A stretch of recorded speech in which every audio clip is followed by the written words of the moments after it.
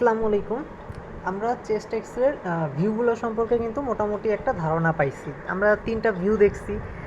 তার মধ্যে একটা ছিল হচ্ছে পোস্টেরিয়র অ্যান্টেরিয়র ভিউ, ঠিক আছে? তারপরে একটা ছিল হলো অ্যান্টেরো পোস্টেরিয়র ভিউ, আর আরেকটা ছিল হচ্ছে আমাদের ল্যাটারাল ভিউ, ঠিক আছে? এর মধ্যে আমরা একটা চেস্ট এক্সরে করি হচ্ছে পোস্টেরিয়র অ্যান্টেরিয়র ভিউতে, ঠিক আছে? তা এখন হলো জিনিসটা হলো যে কেন আমরা পোস্টেরিয়র অ্যান্টেরিয়র ভিউতে করি, অ্যান্টেরো পোস্টেরিয়র ভিউতে কেন নর্মালি করি না, এই ব্যাপারটা নিয়ে আমরা আলোচনা করব। তো দেখেন, কেন আমরা অ্যান্টেরো পোস্টেরিয়র ভিউতে করি না, হ্যাঁ, আমরা মেইনলি এইটা নিয়ে ডিসকাস করি, তাহলে সহজেই আমরা বুঝতে পারবো যে কেন আমরা পোস্টেরিয়র অ্যান্টেরিয়র ভিউটাতে এক্সরে করি। তো ধরেন আপনি এখন একটা পেশেন্টের অ্যান্টেরো পোস্টেরিয়র ভিউতে এক্সরেটা নিতে চাচ্ছেন, হ্যাঁ, আমরা ফর এক্সাম্পল আমরা এই জিনিসটা নিয়ে একটু আলোচনা করি। তো এটা আমাদের এক্সরে মেশিন, আমি পেশেন্টকে প্লেস করলাম অ্যান্টেরিয়র পোস্টেরিয়র ভিউতে নিব, এই জন্য আমি পেশেন্টকে সেইভাবেই প্লেস করলাম। আচ্ছা, আর একটা ব্যাপার বলে নিই, এই যে দেখেন আমার এক্সরে ফিল্মের যে প্লেট, ঠিক আছে, এখান থেকে পেশেন্টের ডিস্টেন্সটা হচ্ছে আমার এখানে আমি একটু বেশি দেখাইছি, কারণ হচ্ছে আমার এখানে আঁকা আঁকি সুবিধার জন্য, হ্যাঁ, এত ডিস্টেন্সে কিন্তু থাকে না। আমরা নর্মালি সবাই এক্সরে করতে যাওয়ার এক্সপিরিয়েন্স আছে, আমরা জানি একদম কিন্তু প্লেটের সাথেই আমাদের চেস্টটা কিন্তু লাগায় নেওয়া হয়, ঠিক আছে? এত ডিস্টেন্স কিন্তু আসলে রাখা হয় না, আমি আমার আঁকা আঁকি সুবিধার জন্য এখানে পিকচারটা সেট করছি এইভাবে।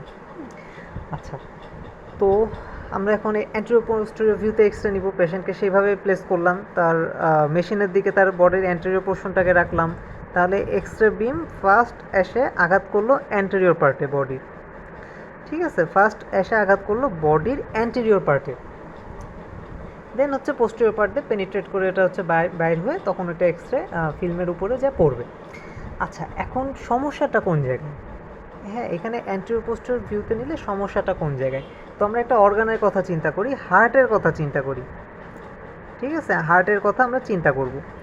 তো দেখেন, হার্ট নর্মালি কিন্তু দেখেন চেস্ট, এটা হচ্ছে আমাদের চেস্ট, মোটামুটি চেস্টের একটু নিচেই কিন্তু আমাদের হার্টের অবস্থান, ঠিক আছে? তো যখন আমি অ্যান্টেরো পোস্টেরিয়র ভিউতে নিতেছি, হ্যাঁ, যখন আমি অ্যান্টেরো পোস্টেরিয়র ভিউতে নিতেছি, দেখেন ফিল্ম, এই যে ফিল্ম আছে এই প্লেটটা থেকে হার্টের ডিস্টেন্সটা কিন্তু তুলনামূলক বেশি, ঠিক আছে? তুলনামূলক বেশ অনেকটাই দূরত্ব।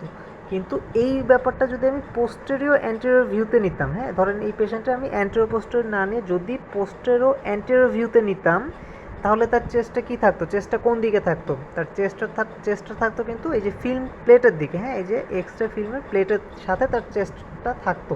সেক্ষেত্রে কিন্তু আমার প্লেট থেকে হার্টের ডিস্টেন্স অনেক কম হতো, ঠিক আছে? সেক্ষেত্রে কিন্তু ডিস্টেন্স দেখা গেলো অনেক অল্প। তো এই ডিস্টেন্সের ব্যাপারটা আমি কেন বলতেছি, এটা অবশ্যই একটা কারণ আছে। তাহলে একটা জিনিস মনে রাখেন, এই পর্যন্ত আমরা যতটুকু আলোচনা করলাম, যে আমরা যদি অ্যান্টেরো পোস্টেরিয়র ভিউতে পেশেন্টের এক্সরেটা নিতে চাই, সেক্ষেত্রে এক্সরে প্লেট থেকে পেশেন্টের হার্টের ডিস্টেন্সটা হচ্ছে বেশি হবে, ঠিক আছে? হার্টের ডিস্টেন্সটা কী হবে? বেশি হবে। আর আমরা যদি পোস্টেরিয়র অ্যান্টেরিয়র ভিউতে এক্সরে নিই, তাহলে সেক্ষেত্রে এক্সরে প্লেট থেকে হার্টের ডিস্টেন্সটা কিন্তু কম হবে। তাহলে এই বেশি কমের সুবিধাটা আসলে কোন জায়গায়? তো আমরা সিম্পল একটা জিনিস আলোচনা করি, সেটা হলো যে আপনারা যদি কেউ করে দেখে থাকেন তো দেখছেন, হ্যাঁ, না থাকলে এটা একটু এক্সপেরিমেন্ট করে দেখেন। আমরা আমাদের হাতটাকে নিয়ে আমাদের ধরেন রুমের দেয়ালের উপরে রাখলেন, হ্যাঁ, রুমটার দেয়ালের কাছাকাছি নিয়ে যদি আপনি হাতটাকে রাখেন, আর অপোজিট, হ্যাঁ, অপোজিট সাইড থেকে ধরেন মোবাইলে ফ্ল্যাশ লাইট দিয়ে আলো মারতেছেন হাতে, তো দেয়ালের উপরে দেখবেন আপনার হাতের কিন্তু একটা শ্যাডো পড়বে, ঠিক আছে? এখন আপনার হাত দেয়ালের যত কাছে থাকবে, আপনার শ্যাডোর শেপটা কিন্তু অনেকটাই আপনার হাতের শেপের মতো হবে। এখন আপনি দেয়াল থেকে হাতের ডিস্টেন্স যত বাড়াতে থাকবেন, দেখবেন আপনার শ্যাডোটা কিন্তু আস্তে আস্তে বড় হচ্ছে, হ্যাঁ, আপনার শ্যাডোটা আস্তে আস্তে বড় লাগবে। তাহলে এক্সরের ক্ষেত্রেও সেম এই ব্যাপারটাই হইতেছে। কোন ব্যাপার? যে আপনি যদি অ্যান্টেরো পোস্টেরিয়র ভিউতে এক্সরে নেন, ঠিক আছে, আপনি যদি অ্যান্টেরো পোস্টেরিয়র ভিউতে এক্সরে নেন, তাহলে সেক্ষেত্রে আমরা যেটা বলতেছি, হার্টের ডিস্টেন্সটা প্লেট থেকে অনেক বেশি হবে। হার্টের ডিস্টেন্স যদি বেশি হয় তাহলে কি হবে? প্লেট থেকে যদি বেশি হয়, তাহলে আপনার যে এক্সরে ফিল্মটা আপনি পাবেন, সেখানে আপনার হার্টের শেপটা কি লাগবে? এনলার্জ লাগবে, বড় লাগবে। তো আমরা একটা নর্মাল দেখি এক্সরে, চলেন। এটা একটা নর্মাল এক্সরে, ঠিক আছে। আর এখানে কোন ভিউতে নেওয়া হয়েছে, এখানে এক্সরেটা নেওয়া হয়েছে পোস্টেরিয়র অ্যান্টেরিয়র ভিউতে, ঠিক আছে। পোস্টেরিয়র অ্যান্টেরিয়র ভিউ দেখেন, এখানে হার্টের শেপ হচ্ছে দেখা যাচ্ছে নর্মালি, ঠিক আছে, মোটামুটি নর্মাল শেপেই আছে। বাট এইটা যদি আপনি পোস্টেরিয়র অ্যান্টেরিয়র ভিউতে না নিয়ে যদি অ্যান্টেরো পোস্টেরিয়র ভিউতে নিতেন, তখন হইতো কি, তখন আপনার হার্টের শ্যাডোটা হচ্ছে এইরকম লাগতো দেখে। হ্যাঁ, আপনার হার্টের শ্যাডোটা লাগতো এইরকম, এত বড়। এখন আপনার হার্ট এত বড় লাগতেছে দেখে, এখন এটা কি প্যাথোলজিক্যাল কারণে হার্টটা বড় হয়েছে, নাকি আপনি অ্যান্টেরো পোস্টেরিয়র ভিউতে এক্সরে করছেন এই জন্য আপনার হার্টের শেপটা বড় লাগতেছে, এটা কিন্তু আপনি বুঝতে পারবেন না। তার মানে সহজ কথায়, আপনি যদি পোস্টেরিয়র অ্যান্টেরিয়র ভিউয়ের বদলে অ্যান্টেরিয়র পোস্টেরিয়র ভিউতে এক্সরেটা নেন, সেক্ষেত্রে আপনার হার্টের শেপটা বড় লাগবে, আপনি এক্সরে ফিল্মটা দেখে ডায়াগনোসিস করতে পারবেন না ঠিকঠাক মতো। কিন্তু যদি আপনি পোস্টেরিয়র অ্যান্টেরিয়র ভিউতে নেন, সেক্ষেত্রে আপনার এই ধরনের কোনো সমস্যা ফেস করতে হবে না। তাহলে এটা পোস্টেরিয়র অ্যান্টেরিয়র ভিউয়ের একটা সুবিধা। এই জন্যই হচ্ছে আমরা কি করি, এক্সরে ক্ষেত্রে অ্যান্টেরিয়র পোস্টেরিয়র ভিউটা নিই না, আমরা নিই পোস্টেরিয়র অ্যান্টেরিয়র ভিউ। তাহলে ব্যাপারটা আশা করি আপনাদের কাছে ক্লিয়ার হয়েছে। সিম্পল ব্যাপার। আমরা যদি এত কিছু মনে না রাখতে চাই, একদম সহজে একটা কথা মনে রাখবো, সেটা হইল পোস্টেরিয়র অ্যান্টেরিয়র ভিউতে এক্সরে নিলে আমার চেস্টটা এক্সরে প্লেটের একদম কাছাকাছি থাকতেছে, মানে হার্টের শেপটা নর্মাল আসবে। কিন্তু আপনি যদি অ্যান্টেরো পোস্টেরিয়র ভিউতে নেন, সেক্ষেত্রে আপনার চেস্টটা হচ্ছে উল্টা দিকে থাকতেছে এক্সরে প্লেটের, যার কারণে হার্ট থেকে এক্সরে প্লেটের ডিস্টেন্সটা বেশি হইতেছে। তাহলে এক্সরে প্লেটের ডিস্টেন্স বেশি থাকার কারণে আমার অসুবিধাটা কী হইতেছে, আমার হার্টের শেপটা বড় লাগবে। এটা হলো মেইন অসুবিধা, ঠিক আছে। আচ্ছা, তাহলে আমরা দুইটা ভিউ নিয়ে মোটামুটি আশা করি ক্লিয়ার হয়েছে। একটা হলো পোস্টেরিয়র অ্যান্টেরিয়র ভিউ, একটা হলো অ্যান্টেরো পোস্টেরিয়র ভিউ। এর মধ্যে আমরা অবশ্যই পোস্টেরিয়র অ্যান্টেরিয়র ভিউতেই এক্সরেটা করি। আচ্ছা, আরেকটা ভিউয়ের কথা মনে আছে, ল্যাটারাল ভিউ। চলেন আমরা এটা নিয়ে আসলে এত কিছু করবো না, আমরা জাস্ট দেখবো ল্যাটারাল ভিউটা আসলে কীরকম। এই যে এটা দেখেন, ল্যাটারাল ভিউ, ঠিক আছে। এটা হচ্ছে আপনার ল্যাটারাল ভিউ, এক্সরে ফিল্মের ল্যাটারাল ভিউ। তাহলে এক্সরে ফিল্মের ভিউগুলো নিয়ে আশা করি আপনাদের মোটামুটি কনসেপ্টটা এখন ক্লিয়ার হয়েছে, যে আমরা কী কী ভিউতে আসলে নিতে পারি আর কোন ভিউতে আমরা নিই এবং সেটা আসলে কেন নিই। আচ্ছা, তাহলে আমাদের ভিউ রিলেটেড কথাবার্তা শেষ। আরেকটা জিনিস আমরা এখানে একটু মনে রাখবো, সেটা হইলো যে একটা নর্মাল পেশেন্টের ক্ষেত্রে বা একটা নর্মাল পার্সনের ক্ষেত্রে আমরা এক্সরে ফিল্মটা নিই পোস্টেরিয়র অ্যান্টেরিয়র ভিউতে নিই, এটা একটা পয়েন্ট। আর একটা হলো আমরা সবসময় এক্সরেটা নেওয়ার চেষ্টা করি ইরেক্ট অবস্থায়, পেশেন্টকে ইরেক্ট অবস্থায় রেখে।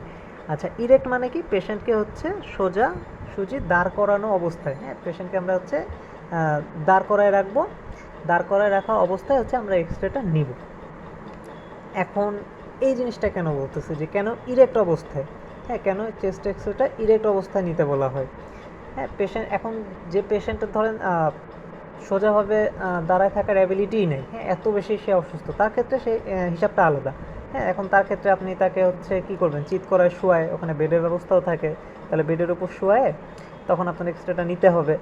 আর যদি হচ্ছে আপনার পেশেন্ট মোটামুটি ঠিক আছে, হ্যাঁ, তার দাঁড়ায় থাকার অ্যাবিলিটি আছে, তো সেক্ষেত্রে কিন্তু আমরা পেশেন্টকে দাঁড় করানো অবস্থাতেই চেস্ট এক্সরেটা নিব।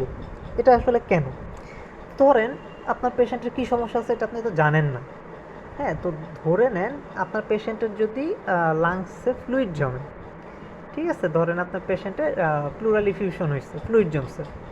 তো ফ্লুইড এসে ধরেন এই জায়গায় আছে ফ্লুইড, আমরা নীল কালার ইউজ করি। তো ধরেন আপনার পেশেন্টের এই জায়গায় ফ্লুইড জমা হয়েছে, হ্যাঁ, এই জায়গাটায় ফ্লুইড জমা হয়েছে। এখন ফ্লুইডের একটা নর্মাল বৈশিষ্ট্য কী, ফ্লুইড অবশ্যই হচ্ছে সবসময় আপনি যদি সোজাভাবে দাঁড়ায় থাকেন, আপনার ফ্লুইড এসে জমা হবে কোথায়, এই নিচের পোর্শনটাতেই কিন্তু জমা হবে। এটা ফ্লুইডের নর্মাল বৈশিষ্ট্য। গ্র্যাভিটির কারণে সে কিন্তু এখানে এসে জমা হবে নিচের দিকে, যেখানেই সে থাকুক, আপনি যখন দাঁড়ানো অবস্থায় থাকবেন আপনার ফ্লুইডটা কিন্তু এই জায়গাতে এসেই জমা হবে, যদি সে আসতে পারে, ঠিক আছে, এই জায়গায় এসে জমা হবে। তার মানে এটা একটা সুবিধা, দাঁড় করানো অবস্থায় যদি আপনি পেশেন্টের চেস্ট এক্সরেটা নেন এবং ওই পেশেন্টের যদি আসলে লাংসে ফ্লুইড থাকে, তাহলে সেটা এসে জমা হবে কোথায়, নিচের দিকে, যেটা আপনি এক্সরে দেখে সহজেই বুঝতে পারবেন।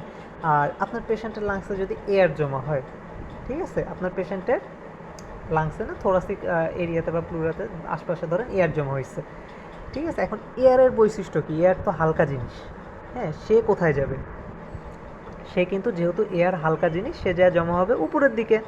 এটা তো বায়ুর বৈশিষ্ট্য, এয়ারের বৈশিষ্ট্য এটাই, সে যা জমা হবে উপরের দিকে। তার মানে আপনি পেশেন্টকে যখন ইরেক্ট পজিশনে এক্স রে নিতেছেন, তখন আপনি দুইটা সুবিধা পাইতেছেন। এক, পেশেন্টের যদি ফ্লুইড থাকে সেটা আপনি এক্স রে ফিল্মের নিচের দিকেই ম্যাক্সিমাম টাইম বুঝতে পারবেন, আর যদি পেশেন্টে এয়ার জমা থাকে তাহলে সেটা দেখবেন চেঞ্জটা আপনার উপরের দিকে আসতেছে।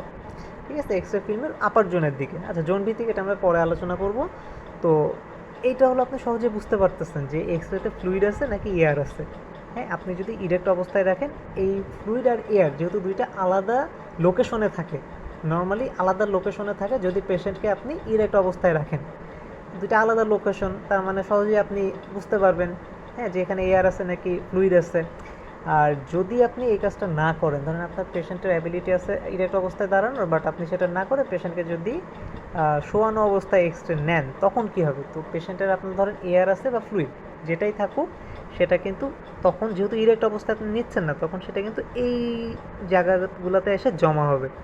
হ্যাঁ, ফ্লুইড থাকলেও এই এরিয়ার আশপাশে থাকবে, এয়ার থাকলেও এই এরিয়ার আশপাশে থাকবে, তার মানে আপনি কিন্তু আলাদা করতে পারবেন না যে এইটা কি এয়ার নাকি ফ্লুইড।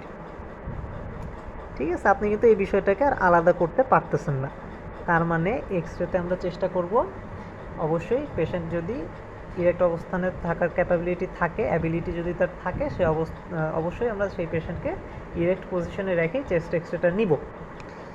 তো বিষয়টা আশা করি আপনাদের কাছে ক্লিয়ার হয়েছে। তো এই ছিল আমাদের মোটামুটি এক্স রে ভিউ সম্পর্কে এবং টুকটাক কথাবার্তা।